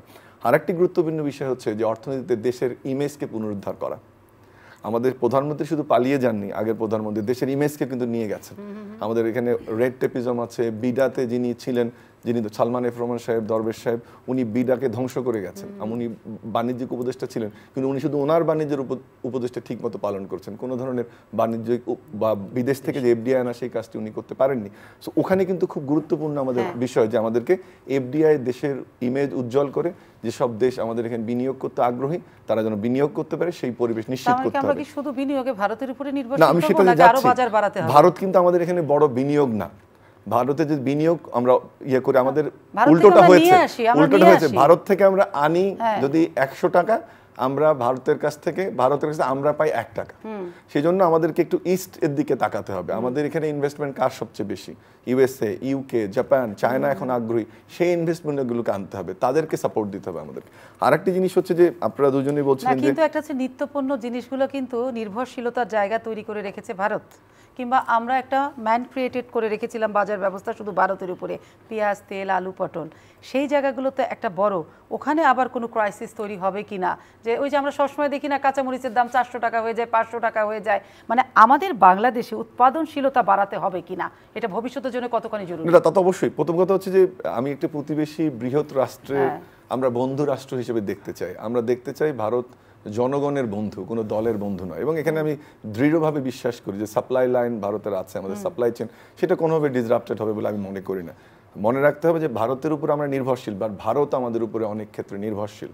তাদের ইকোনমি অনেক বড়, বাট আমাদের কন্ট্রিবিউশন আছে। আমরা যে কানেক্টিভিটির কথা বলছি সেটা ভারতের অনেক বড় স্বার্থ। আমরা ডিপ সি পোর্ট নিয়ে আওয়ামী লীগ চুক্তি স্বাক্ষর করে গেছে, তার ভবিষ্যৎকে আমরা জানি না। অনেকগুলো রেলওয়ে লাইন নিয়ে আমরা কথা বলছি। নর্থ ইস্ট কানেক্টিভিটি, যেটা আমাদের চিকেন নেক বলি, 27-28 কিলোমিটার জায়গা, সেগুলোর কানেক্টিভিটি আমরা ইনশিওর করছি। আমি কোনোভাবেই বিশ্বাস করি না পলিটিক্যাল ডায়ালগে মনে হচ্ছে যে ভারত আমাদের বিপক্ষে চলে যাবে। ভারতেরই দরকার, কিন্তু ভারতেরও আমাদের এই জিনিসটা বোধহয় সময় একটু আমি একটু জোর দিয়ে বলতে চাই, আমাদের জনগণের জন্য একজন শিক্ষক হিসেবে, আন্দোলনকারী হিসেবে বলতে চাই যে ভারতেরও আমাদের অনেক প্রয়োজন আছে। এই বিশ্বাস যেমন আমাদের আছে, আমি মনে করি সেই রেসপেক্ট আমরা পাবো। কিন্তু স্যার ওই জায়গাটা একটু জানতে চাই, ছোট করে প্রশ্ন, সেটা হচ্ছে যে শিক্ষকদের রাজনীতি দলীয়করণ, এই যে ক্যাম্পাসে শিক্ষকদের এই অবস্থানগুলো, সেগুলোর কি কোনো পরিত্রাণ হবে? আর মানে ছাত্র রাজনীতি ক্যাম্পাসে যেটা হয়েছে এবং যে রাজনীতির বহিঃপ্রকাশটা ঘটে গেছে, এবং যে কারণে শিক্ষার্থীরা হলগুলোতে যে নির্যাতনের শিকার হতো, বাধ্য ছিল, সব কিছু একটা নতজানু একটা শিক্ষার্থী এবং শিক্ষকের অবস্থান ছিল, সেই জায়গা থেকে কি মুক্তি আসবে? ওই জায়গাতে আপনি আপনার দায়িত্বটা কি পালন করবেন? সময় আমি ঢাকা বিশ্ববিদ্যালয়ের শিক্ষার্থী, আমি এফ রহমান হলে ছিলাম, আমি হলে থাকতাম, কিন্তু আমি 96-97 সাল থেকে শুরু করে 2003 সাল পর্যন্ত হলের যে পরিবেশ দেখেছি, আমার বলতে কোনো দ্বিধা নেই। পরবর্তীতে পার্টিকুলার আওয়ামী লীগ সরকারের আমলে এটা একটা বন্দিশালায় পরিণত হয়েছিল এবং অত্যন্ত দুঃখের বিষয়, সব প্রভোস্ট নয় কিন্তু অধিকাংশ প্রভোস্ট সেই বন্দিশালার প্রহরী হিসেবে কাজ করেছেন। হল আসলে চালিয়েছে ছাত্রলীগ। সো এটা কোনোভাবেই আমরা মেনে নিতে চাই না। আমাদের যারা ছাত্র, বৈধ ছাত্র, যাদের হলে অ্যালোকেশন হবে তারা থাকবে। যদি সেটা নিশ্চিত করা যায়, একটা জিনিস, একটা তথ্য আপনাকে দিই, যদি ঢাকা বিশ্ববিদ্যালয় হলে দলীয় লেজুর বৃত্তির মাধ্যমে ছাত্র তোলা না হয়, তাহলে প্রত্যেকটি ছাত্র সম্ভবত, আমার কোনো দ্বিধা নাই, সম্ভবত না, প্রত্যেকটি ছাত্র সিট পাবে। স্যার, যেটা আমি হচ্ছে আরেকটা আপনার জায়গা থেকে জানতে চাই, আপনি নিজের শিক্ষক, এই যে এতদিন ধরে একটা নির্যাতন এবং অরাজকতা চলেছে একটা সংগঠনের কারণে, বাধ্য ছিল সাধারণ শিক্ষার্থীরা, সেই জায়গাতে ওখানে একটা শূন্যস্থান পূরণ হয়ে গেছে, তারা নাই, কিন্তু শূন্যস্থান তো শূন্য থাকে না, ওটা আবার পূরণ হয়ে যায়। সেই জায়গাতে আবার এসে সাধারণ শিক্ষার্থীদেরকে আবার জীবনটা নরকীয় করবে কিনা, দুর্বিষহ করবে কিনা, সেটাতে আপনাদের অবস্থান কি হবে? না, এটা একেবারে খুব পরিষ্কার কথা হচ্ছে, যাদেরকে আমরা প্রভোস্ট নিয়োগ দেবো এখন, আমরা দলীয় পরিচয়ের ঊর্ধ্বে গিয়ে আমার রিকমেন্ডেশন থাকবে পার্সোনাল ক্যাপাসিটি সৎ মানুষকে দিতে হবে। সাথে আমরা যে প্রেশার গ্রুপের কথা বলছি, এখানে কাদের আছে, ও আছে, তাদের যেমন সাথে থাকতে হবে। এবং আমি মনে করি দেখুন, ঢাকা বিশ্ববিদ্যালয়ের শিক্ষকরা কিন্তু প্রথম আন্দোলনের প্রথম থেকে যুক্ত হয়েছে, সংখ্যাটা অথবা কম। আমি আমার প্রথম 17 তারিখে আমরা আন্দোলনে অংশগ্রহণ করি, ওদের সঙ্গে সঙ্গে ছিলাম। সো আমরা কোনোভাবেই ওই জায়গায় ফেরত দেওয়ার আর সুযোগ নেই। যেটা করতে হবে, ভালো লোক নিয়োগ দিতে হবে, ভাইস চ্যান্সেলর একটা ভূমিকা লাগবে। এবং আমি মনে করি বর্তমান যে পরিস্থিতি, আপনি শুরুতে বলেছিলেন যে আপনারা শিক্ষক, আমরা নতজন হয়ে আপনাদের কথা শুনবো, মেনে নেব, সেই অবস্থাটা কিন্তু আমি ওই শিক্ষা প্রতিষ্ঠান দেখতে চাই না। সাদদের কোনো আওয়াজ না, আমি না, সাদদের আওয়াজ নেই সেটা দেখেছি না, আমাদেরও কিন্তু কণ্ঠ রোধ করার চেষ্টা করা হয়েছিল, সবাই একরকম না। আমরা বলা শুরু করেছি 17 তারিখ থেকে, প্রত্যেকটা জায়গায় শিক্ষার্থীদের সঙ্গে ছিলাম এবং আমরাও কারফিউ ব্রেক করেছি 5 তারিখ। এবং স্যার, ওই যে কি পয়েন্টগুলোতে যেগুলো বড় বড় চেয়ারে বিশ্ববিদ্যালয়ের উপাচার্য, ভিসি কারা হবে, সেই জায়গাটাতে নজরদারি আছে তো, কারা হচ্ছেন তারা, সেটা একটা বড় প্রশ্ন সময়। কিন্তু আপাতত যে জিনিসটা চাই আমরা, একজন, ওটা তো অনেক বড় সিস্টেমের বিষয়, মাথা যদি ঠিক না থাকে তাহলে তো ঝামেলা তৈরি হয়। আমরা যেটা চাই যে দলীয় কেউ যেন ওখানে প্রধান না হয়ে বসেন। আমাদের বিশ্ববিদ্যালয়ে অনেক শিক্ষক আছেন যাদের academic profile, research profile very high, যারা কন্ট্রিবিউট করতে পারে, যাদের লিডারশিপ ক্যাপাসিটি, ওরকম একজনকে বসাতে হবে। এটা আপনি একটা গুরুত্বপূর্ণ সাজেশন দিয়েছেন। কিন্তু তার সাথে সবচেয়ে গুরুত্বপূর্ণ হচ্ছে হলের প্রভোস্টগুলো ঠিক মতো সাজাতে হবে, যারা এই ছাত্রদের যে সুযোগটা তৈরি করে দিল, একটা ক্লিন করে নতুন করে তোলা। আপাতত যারাই উঠুক না কেন, আমিও জানি বিভিন্ন সংগঠন থেকে অলরেডি উঠেছে, কিন্তু আমরা চাই যে যখন হলগুলো ফর্মালি খুলবে, আবার রিইনস্টিট করবে প্রশাসন, তখন যেন যারা ওই হলের শিক্ষার্থী তাদেরকে দেখে দেখে তোলা হয়। তাহলে কিন্তু বিশ্ববিদ্যালয়ে 50% প্রবলেম সলভ হবে। আর লেজুর ভিত্তিক শিক্ষকদের লেজুর ভিত্তিক রাজনীতির কথা আপনি বলেছেন, আমি মনে করি এই শিক্ষা প্রতিষ্ঠানগুলোতে শিক্ষকদের লেজুর ভিত্তির রাজনীতি বন্ধ করতে হবে।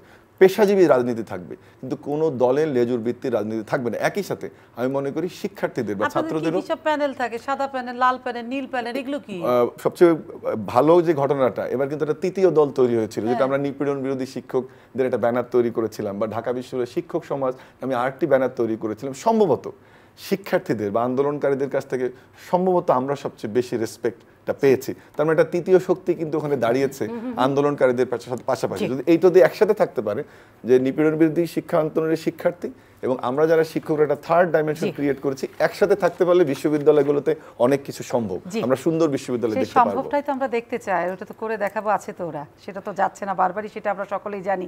কিন্তু তোহা যে জায়গাটা ছোট করে জানতে চাই, সেই জায়গাটা হচ্ছে যে এই যে ক্যাম্পাসে রাজনীতি, সেটার নিজের দিকে তো নজর আছে, যে রাজনীতি আমরা দেখেছিলাম তার গুণগত পরিবর্তন ভবিষ্যতে কি হচ্ছে, সেই জায়গাতে আপনাদের অবস্থান কি?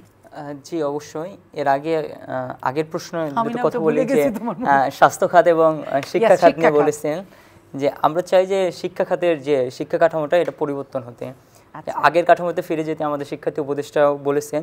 আর শিক্ষাটা হবে যে কর্মভিত্তিক শিক্ষা। আমরা হাজার হাজার শিক্ষিত হচ্ছি, কিন্তু বেকার, সবাই শিক্ষিত বেকার আমরা আর চাই না।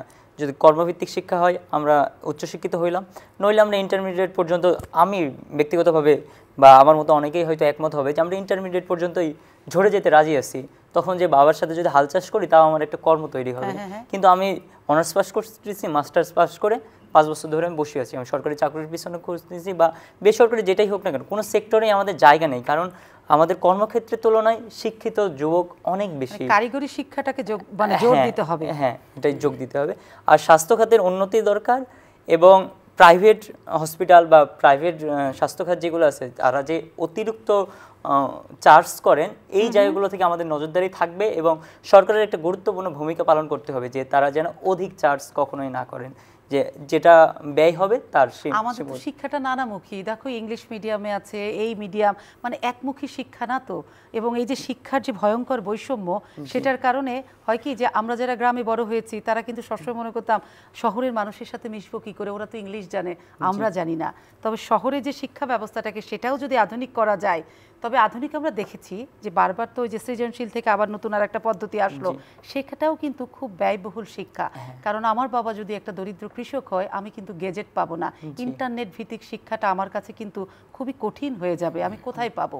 সেই জায়গাগুলোতে পরিবর্তনটা আসলে কি হওয়া দরকার?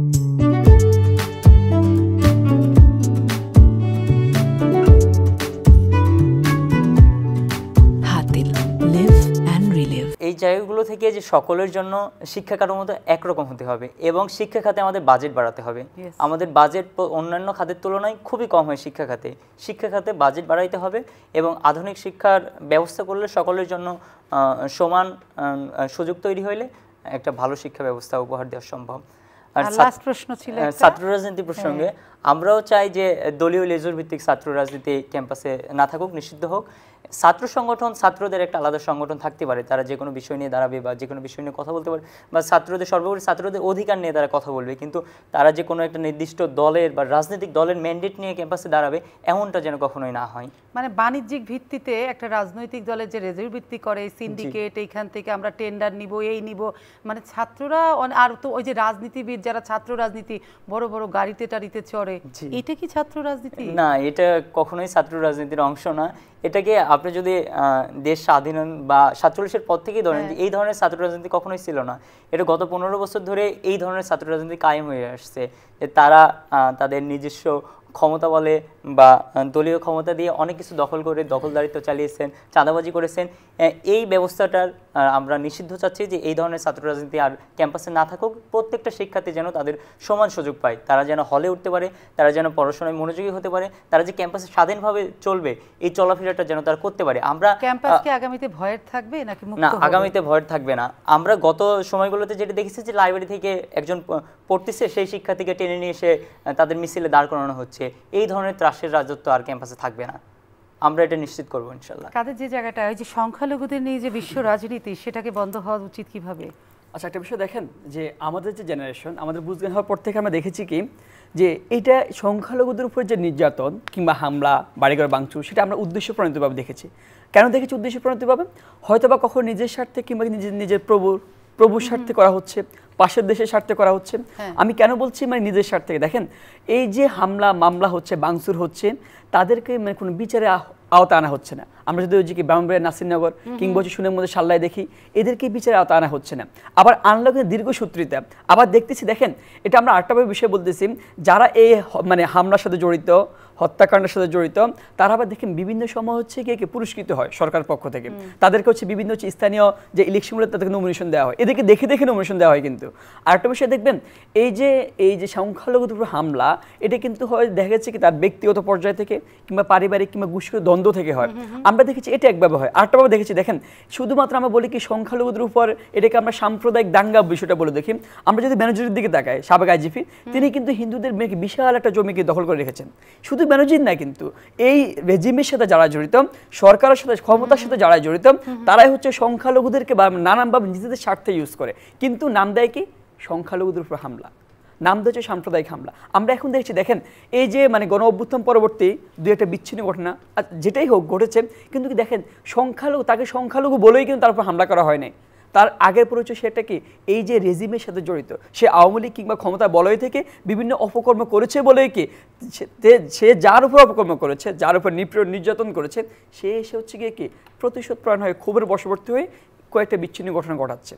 কিন্তু আপনি যদি এটাকে ঢালাওভাবে সংখ্যালঘু হামলা, সাম্প্রদায়িক দাঙ্গা বলতে চাচ্ছেন, এটাকে হচ্ছে বৈশ্বিকভাবে একটা জঙ্গি গোষ্ঠী বলতে চাচ্ছেন, সেটা হচ্ছে কি এটা তো আপনার কাজের সাথে যাচ্ছে না। কিন্তু আপনি দেখেন এই যে বিচার, আরেকটা বিষয় দেখেন, যখন এই সংখ্যালঘুদের উপর হামলা হয়, আমরা দেখি কি প্রশাসন নীরব ভূমিকা পালন করে। প্রশাসনের সামনে হচ্ছে কি একজন লাইভ করে বলতেছে কি এখানে, কিন্তু পাশে দেখে আমাদেরকে এসআই দাঁড়ায় আছে, তার কোনো ভূমিকা নেই। আমরা দেখি কি মানে কি শুধুমাত্র ফেসবুক পোস্টকে কেন্দ্র করে সেটা হয়ে যাচ্ছে, কিন্তু 2 দিন পর, 1 সপ্তাহ পর যখন তদন্ত করা হয়, তখন বলা হয় না এটা ফেসবুক পোস্টটা ভুয়া পোস্ট, তার নামে ফেক আইডি খোলা হয়েছে, কিন্তু ওইখানে তো তখন প্রশাসনের ভূমিকা কোথায়?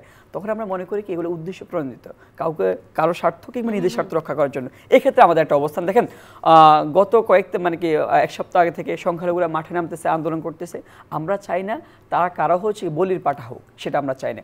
যখনই যেই সরকার ক্ষমতা এসেছে নিজেদের স্বার্থে কিংবা তাদের প্রভুদের স্বার্থে সংখ্যালঘুদেরকে ইউজ করেছে।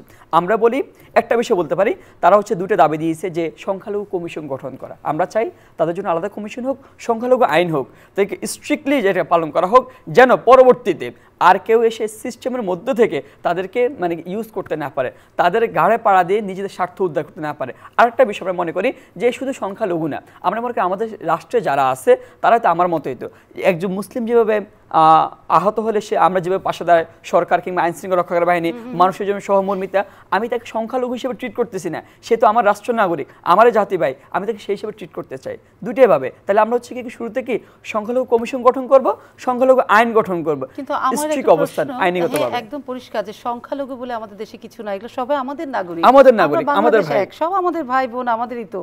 কিন্তু সবচেয়ে বড় কথা যে এই সংখ্যালঘুদের রাজনৈতিক দলগুলো সবসময় ভোট ব্যাংক হিসাবে, হাতিয়ার হিসেবে ব্যবহার করে। এটা কি নিশ্চয়ই আপনারা জানেন যে তাদের ভোটের রাজনীতির একটা হাতিয়ার হিসেবে ব্যবহার করে, হামলা চালানো, বাড়িতে আগুন দিয়ে দেওয়া, এই যে আমি আগে উল্লেখ করেছিলাম সেই জায়গাগুলো মানে অলওয়েজ আমরা দেখি রাজনৈতিক হাতিয়ার হিসাবে সংখ্যালঘুদের উপরেই কিন্তু একটা অত্যাচার সবসময় হয়। এটা ভোটের রাজনীতি। তো এই ধরনের রাজনীতি অর্থাৎ ধর্ম নিয়ে কোনো রাজনীতি করা কি উচিত? আমরা অবশ্যই সেটাকে কখনোই মানে কি কাম্য নয়, আমরা সেটাকে সামনে হতেও দেব না। অথচ যারা বলে কি মানে কি ধর্মীয় মানে কি ভিন্ন অন্যজনকে যারা ট্যাগ দেয়, তারাই হচ্ছে ধর্ম নিয়ে রাজনীতি করে, তারাই হচ্ছে গিয়ে কি নিজেরা নিজেদের স্বার্থ হচ্ছে সাম্প্রদায়িক হামলাটা দাঙ্গা বাঁধায়। কিন্তু আমরা সামনে চাই আইনগতভাবে মানে কি তারা একটা প্ল্যাটফর্মে আসুক, আইনগত একটা জায়গা থাকুক। অথবা আরেকটা বিষয় আমাদের মানসিক যে বিষয়টা, মানসিকতা যে না সে সংখ্যালঘু না, সে আমারই ভাই, আমার রাষ্ট্রের নাগরিক, আমরা সেভাবে তাকে সেভাবে ট্রিট করব। তার উপর আঘাত হলে আমরা যেভাবে পাশে দাঁড়াচ্ছি সেভাবে পাশে দাঁড়াবো। একটা বিষয় আইনগত, একটা বিষয় মানসিক যে বিষয়টা, মানসিকতা পরিবর্তন করবো। দুটো মেলবন্ধন হচ্ছে আমরা পূর্ণাঙ্গ একটা নিরাপত্তা দিতে পারবো আর কি। আপনারা তো ছাত্র সমাজ, এটা তারা তো কেউ রাজনৈতিক দল না, তারা তো কেউ না, কিন্তু অনেকেই মনে করছে কি আবার ওরা রাজনৈতিক দল করে ফেলবে নাকি, সামনে আবার ভোট টোট হলে ভোট করে ফেলবে নাকি, এই ধরনের যে এই জায়গাগুলোতে আপনারা বারবার এই বিষয়ে কথা বলছেনই যে না জনগণ যদি আমাদের চায় সেই পালসটা আমরা দেখছি, সেটা সময়ে পরিস্থিতি বুঝে আমরা সেই সিদ্ধান্ত নিব। এখনই আমাদের রাজনৈতিক দল করার কোনো মনোবাসনাই নেই, সেটা ভবিষ্যৎ। কিন্তু সেই জায়গা থেকে রাজনৈতিক দলগুলো তো চায় তারা একটু তাড়াতাড়ি ভোট টোট চায়, সেই জায়গা থেকে কি হবে? রাজনৈতিক দলগুলোর সাথে আপনাদের কোনো দূরত্ব আছে নাকি সবই ওই দূরত্ব আর গুরুত্ব বাড়িয়ে আপনারা কাজ করছেন? একটা বিষয় দেখেন, আমরা শুরুতে বলেছি যে যে গণ অভ্যুত্থান, কোটা সংস্কার থেকে রাষ্ট্রীয় সংস্কার, সেটা কিন্তু দেখেন কিন্তু কোনো ব্যক্তি বিরুদ্ধে না, কিন্তু কোনো ব্যক্তিকে চেঞ্জ করবো না, আমরা বলছি আমরা কি সিস্টেম চেঞ্জ করবো। সিস্টেম পরিবর্তন করার ক্ষেত্রে হচ্ছে আমরা দেখেছি আমাদের বিগত সময় দেখে বিভিন্ন সাংবিধানিক প্রতিষ্ঠান বলেন প্রত্যেকটা সেক্টরকে দোষী দিয়েছে, একদম ম্যাসাকার করে দিয়েছে। এগুলো আস্তে ঢেলে সাজাতে হবে, গণতান্ত্রিক একটা পরিবেশ তৈরি করতে হবে। আমরা যখন দেখেছি নির্বাচন ব্যবস্থা যখন আমরা কলুষিত হয়, দেশের প্রত্যেকটা সেক্টর কলুষিত হয়। নির্বাচন ব্যবস্থার সাথে হচ্ছে আপনার কি গণতন্ত্র বলেন, এখানে হচ্ছে অ্যাকাউন্টেবিলিটি বলেন, এখানে হচ্ছে স্বচ্ছতা, জবাবদিহিতার প্রশ্ন জড়িত। যখন এই সেক্টর যখন কলুষিত হবে, প্রত্যেকটা সেক্টর আপনার কলুষিত হয়ে যায়। আমরা চাই লঙ্কা, আমরা শুধু বলছি কি যেখানে যে লঙ্কায় যাবে সে রাবণ হবে। আমরা দেখি শুধুমাত্র আওয়ামী লীগ না, বিগত সময়ে যারা অনেকে চেষ্টা করছে যে মাগুরার উপর নির্বাচন দিয়ে কিংবা হচ্ছে গিয়ে তারা তো অনেকে তো একতরফা নির্বাচন করেছিল, টিকতে পারে নাই। শেখ হাসিনা মানে টিকে গেছে, সে রেজিম তৈরি করে ফেলছে। কিন্তু দেখেন আমরা চাই না আবারও কেউ যে লঙ্কায় গিয়ে সে আবার রাবণ হয়ে যাক। আমরা চাই লঙ্কার সিস্টেম পরিবর্তন হোক, তবে একটু সময় দরকার। যেভাবে কি দীর্ঘদিন ধরে যেভাবে একটা কলাপস করছে সেটাকে আমরা উঠতে চাই। আপনাদের কথাটা একদম স্পষ্ট যে আপনারা গণতন্ত্র চান, কিন্তু এমন গণতন্ত্র চাই না যেটা ভবিষ্যতের একটা রাজনৈতিক কারাগার হয়ে যাবে, যে মানুষের কথা বলার অধিকারটা থাকবে না। রাজনৈতিক কারাগারের মতো গণতন্ত্র যেন না আসে, সেই জন্য ওই গণতান্ত্রিক পরিবেশ আনতে গেলে সিস্টেমগুলোর আগে রিপেয়ার দরকার, তারপরে হচ্ছে একটা ভোট তফসিল। সেই জায়গাতে আমি অনুষ্ঠানে একদম শেষে আপনাদের যদি মনে হয় যে আমার এই কথাটা আপনাদের বলা বাকি আছে, আপনারা বলতে পারেন, কারণ আমি জানি না আমি কি জিজ্ঞেস করেছি। আপনাদের নিশ্চয়ই বলার কিছু আছে। আমি একটু বদিউল আলম মজুমদারের কাছ থেকে যে বিদায় নিয়ে আসবো। যারা বদিউল আলম মজুমদার আছেন আপনি আমাদের সঙ্গে? আমি একটা প্রশ্ন রেখেছিলাম, সব অপসারণ হয়ে গেছে স্থানীয় পর্যায়ে সকল জনপ্রতিনিধি, সেই জায়গাটাতে এখন যেটা জনসেবার জায়গাটা প্রশাসক নিয়োগ হয়েছে। এখন এটা তারা পালিয়ে গিয়েছে, এটা অকার্যকর হয়ে গিয়েছে। এটাকে নির্বাচন হওয়ার আগ পর্যন্ত এটাকে এই যে জনগণ যাতে সেবা পায় সেটা নিশ্চিত করতে হবে। তো এই জন্য আমি আশা করি এটা স্টপ গ্যাপ, এবং এর মধ্যেই নির্বাচনের আয়োজন করা হবে এবং তারপরে নির্বাচিত প্রতিনিধিরা এইসব প্রতিষ্ঠান পরিচালনা করবে। না, নির্বাচনের আয়োজন করতে হবে আপনি বলছেন কি করে? ঢাকা সিটি কর্পোরেশন নির্বাচন তো মেয়াদ ডিসেম্বরে শেষ হয়ে যাবে, সেটা কি এখন সম্ভব? এই কমিশনের অধীনে কি আর কেউ নির্বাচন মানবে? তারপরে আপনার সামনে আছে চট্টগ্রাম সিটি নির্বাচন, তারপরে নারায়ণগঞ্জ আছে, তো একটা তো পরিবর্তন দরকার, তাহলে ভোট আসবে কি করে তাড়াতাড়ি? তাই এখন এই নির্বাচন কমিশনটা পুনর্গঠন করা দরকার। তার জন্য নির্বাচন কমিশন আইনটা আবার ওই যে সংশোধন করা দরকার এবং এই প্রস্তুতি আমাদের আছে। আমাদের সংগঠন হিসেবে সরকার যদি চায় আমরা তাদেরকে হেল্প করতে পারি। বস্তুত আমরা এই আগামী পরের বৃহস্পতিবার আমরা এই নিয়ে একটা আলোচনা করব যে যাতে আইন কানুনগুলো পরিবর্তন কিভাবে এই সমস্যার সমাধান করা যায়। আমি এর সাথে দুটো জিনিস আমি যুক্ত করতে চাই আপনার আলোচনার প্রেক্ষিতে। একটা হলো যে ছাত্র রাজনীতি। আমাদের এই তরুণরা, ওই যে আমি তাদের সাথে আমার বোধহয় কারোর সাথে দেখা হয়নি, আমি জানি না আমাদের এদের মধ্যে অনেকে আমাদের ইউথ আর্নিং হাঙ্গারের ওই যে ট্রেনিং প্রাপ্ত, আমি জানি না এদের কেউ আছে কিনা। তো আমি তাদেরকে অভিনন্দন জ্ঞাপন করি, ধন্যবাদ জ্ঞাপন করি। তারা ছাত্র রাজনীতির কথা বলেছে। আমি নিজে ছাত্র রাজনীতি করেছি। আমি একটা হলের তৎকালীন ইকবাল হল, এখনকার জরুল হলের নির্বাচিত সাধারণ সম্পাদক ছিলাম 69-এর গণ আন্দোলনের সময়। সেই আরেকটা যে আন্দোলন হয়েছিল গণ আন্দোলন, তো তার অভিজ্ঞতার আলোকে আমি বলতে পারি বর্তমানে যে লেজিটিমেট ছাত্র রাজনীতি এটার অবসান হওয়া দরকার। কিন্তু আমরা যেরকম ছাত্র রাজনীতি করেছি ছাত্রদের স্বার্থে, ছাত্রদের কল্যাণে, এখন তো ছাত্রদেরকে ব্যবহার করার, লাঠি হিসেবে ব্যবহার করার রাজনীতি, এটার অবসান হওয়া দরকার। এবং তোমরা জেনে, আমাদের এই তরুণরা জেনে, ওই যে হয়তো তোমরা অবগত নও, বর্তমানে লেজুর বৃত্তির রাজনীতি কিন্তু আমাদের আরপি অনুযায়ী অবৈধ। যে কোনো রাজনৈতিক দলের সহযোগী সংগঠন, অঙ্গ সংগঠন, এই জিনিসগুলো তো মানে এটা 2008-এ যখন আরপিও হলো তখন তো এগুলোকে বাদ দেওয়া হয়েছিল। জি, বোধহয় আলোচনা শেষ করতে হবে, টেকনিক্যাল ত্রুটি দেখা দিয়েছে। আমি অনুষ্ঠান শেষ করব, আপনারা কি আর কিছু যুক্ত করতে চান? জি, যেটা বলার যে আমরা দেখতেছি যে বিশ্ববিদ্যালয়ের উপাচার্যগুলো পদত্যাগ করতেছেন বা প্রশাসনিক যে কোনো জায়গায় তাদের পদ থেকে সরিয়ে দেওয়া হচ্ছে, কিন্তু শুধুমাত্র পদত্যাগ বা সরিয়ে দেওয়াটাই কি সমাধান? তারা তো গত 5 বছর বা 10 বছর ধরে নিয়োগ বাণিজ্য করেছেন, দুর্নীতি করেছেন, তাদেরকে শাস্তির আওতায় আনতে হবে। আমরা চাই যে তাদেরকে দৃষ্টান্তমূলক শাস্তির আওতায় আনা হোক, যাতে পরবর্তীতে যে ওই দায়িত্বে যাবে সে যেন এই ধরনের দুর্নীতি বা দুঃশাসন কায়েম করার সাহস না দেখাতে পারে। সরিয়ে দিলে সমাধান না, আইন করতে হবে দুর্নীতিবাদ ছিল কিনা এবং সেই আইনের প্রয়োগটা করতে হবে। আইন আমাদের দেশে অনেক আছে, প্রয়োগটা হয় না বলে কাউরি অন্যায় করতে বুক কাঁপে না। হ্যাঁ, সেই জায়গাটাতে অর্থাৎ রিপেয়ারিং দরকার, আইন দরকার এবং আইনের প্রয়োগ দরকার। সুতরাং আইনের প্রয়োগটা হলে হবে কি, মানুষের মানসিকতা তো চেঞ্জ হয় না, নৈতিকভাবে মানুষ অনেক শয়তান থাকে। সুতরাং আইনের প্রয়োগ থাকলে অটোমেটিক সে বাধ্য হয় যে আমি এখানে হাত দিলে হাত পুড়ে যাবে। স্যার, আলোচনা শেষ করি। এই একটা জিনিস শুধু বলে শেষ করি, আমি তো এই সরকারের পক্ষের লোক, এটা আবার পরে কেটে দিন। সেটা হচ্ছে যে আপনি বলেন, আমরা এটা আনকাট অনুষ্ঠান, আপনি বলেন। সেটা হচ্ছে যে আমি এটা আমাদের প্রথম যেটা কথা বলছিলাম যে এই সরকারটা আমাদের অনেক আশা ভরসার সরকার। স্বাধীনতার পরে 90 আমরা ব্যর্থ হয়েছি, এখন একটা সুযোগ এসছে আবার। আমি চাই যে আমাদের প্রথম যে জিনিসটা দূর করা দরকার, আমি মনে করি স্বাধীনতার পর থেকে এই জিনিসটা ছিল এবং গত 15 বছরে আরো ঘনীভূত হয়েছে সামাজিক বিভেদ, বিএনপি আওয়ামী লীগ বিভেদ, ছোট লোক বড় লোকের, এটা দূর করতে হবে। দ্বিতীয় হচ্ছে যে ছাত্ররা একটা বিপ্লব করেছে, গণ অভ্যুত্থান হয়েছে, তাদের সব দায়িত্ব সারাত্ব সব করে দেবে এটা না।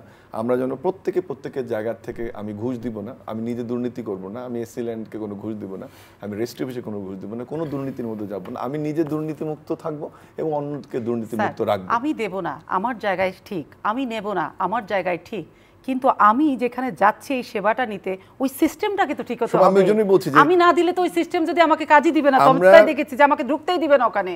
আমি সেটাই বলছি, শুধুমাত্র আমরা নিজে থাকলে হবে না, স্বচ্ছতা এবং জবাবদিহিতা নিশ্চিত করতে হবে। সেখানে তরুণদের আমি ওয়াচডগ হিসেবে চাই, আইদার সামাজিক আন্দোলন হিসেবে অথবা পলিটিক্যাল পার্টি তারা করবে, সেটা তাদের ওপিনিয়ন, কিন্তু আমরা আমাদের সবার জায়গা থেকে কাজ করবো। না হলে এই বিপ্লবের সুফল না যদি তুলতে পারি আমরা ঘরে, এই সরকার যদি ব্যর্থ হয়, আমরা সবাই কিন্তু ব্যর্থ হব। কিন্তু স্যার, আমরা কারোর পক্ষ না, সেটা আপনি বলছেন, আপনি বললেন এটার পক্ষের, কারোর পক্ষ হয়ে গেলে না আমি তার অন্যায় নিয়ে আঙ্গুল তুলে কথা বলা যায় না। আমি যেটা বলছি, আবার পক্ষ হয়ে গেলে তো আপনি বলতে পারবেন না তার ভুল ত্রুটি এটা ছিল, তখন আবার সেই অতীত। আমাদের মাঠের বিপ্লবের একটা ফসল এই সরকার, সেজন্য আমার বলতে কোনো দ্ব্যর্থহীন করতে বলতে পারি যে আমি এই সরকারের একজন সমর্থক। আমি সংস্কার চাই, রাষ্ট্রের পুনর্নির্মাণ চাই, সেজন্য আমাদের সহযোগিতা যেন অব্যাহত থাকে। কিন্তু সেটা তো সবাই সমর্থক, কারণ এই গণঅভ্যুত্থানের মধ্য দিয়ে এই সরকার এসেছে। সুতরাং সেটাও তো সকলকে ভুলে গেলে চলবে না। কেউ যদি অন্যায় করে তাহলে আমি মানে আমরা তো জবাবদিহিতার বাংলাদেশ চাই, আঙ্গুলটা উঠিয়ে যেন প্রশ্নটা করতে পারে, সেটা সকলেই সবার। কিন্তু একই সাথে মনে রাখতে হবে যে আমি ওই ষড়যন্ত্র তথ্যের মধ্যে আর যেতে চাই না, সেটা তো আলাদা, সেটা তো প্রশ্নই আসে না। কিন্তু আমরা যদি সবাই সচেতন না থাকি তাহলে কিন্তু সুযোগ হারাবো। হ্যাঁ, সুযোগ আমরা হারাতে চাই না। একদম শেষ করে আনবো, সর্বশেষ একটা কথা বলি, মানে দেশবাসীর প্রতি একটা আহ্বান জানাই যে আপনারা আমাদেরকে কোটা সংস্কার থেকে রাষ্ট্র সংস্কার দায়িত্ব আমাদের হাতে দিচ্ছেন। এই যে আপনাদের ত্যাগ, মানুষের জীবনের বিনিময়ে, আমরা তার সাথে কিন্তু কখনো বেমানি করি নাই, যার কারণে আজকে অবস্থান। আমরা শুধু একটা কথা বলতে চাই যে আমাদেরকে একটু সময় দেন, আমাদের পাশে দাঁড়ান। আমরা বুঝেছি যে বিগত 14-15 বছর থেকে আপনারা বিভিন্ন নিষ্পেষিত, অন্যায় শিকার, নিপীড়ন শিকার, বিভিন্ন মানে বঞ্চনার শিকার, সে জায়গায় আমরা অবশ্যই বুঝি, কিন্তু আমাদের একটু সময় দেন। আমরা বলেছি আমরা সিস্টেমে চেঞ্জ করব, প্রত্যেকের মানে যে কি অধিকারটা আমরা ফিরিয়ে দিব, একটু সময় দেন, আমাদের পাশে দাঁড়ান। আমরা কি সবাই একসাথে নেবে, বিশৃঙ্খলা তৈরি করবেন না, আমাদেরকে সুযোগ করে দেন। অসংখ্য ধন্যবাদ। আপনারা যেটা বললেন প্রিয় দর্শক, আপনারা এতক্ষণ ধরে নিশ্চয়ই শুনলেন, তারা প্রতিদিনই কথা বলছে, আমরা প্রতিদিনই ওদের কথা শুনতে চাইছি।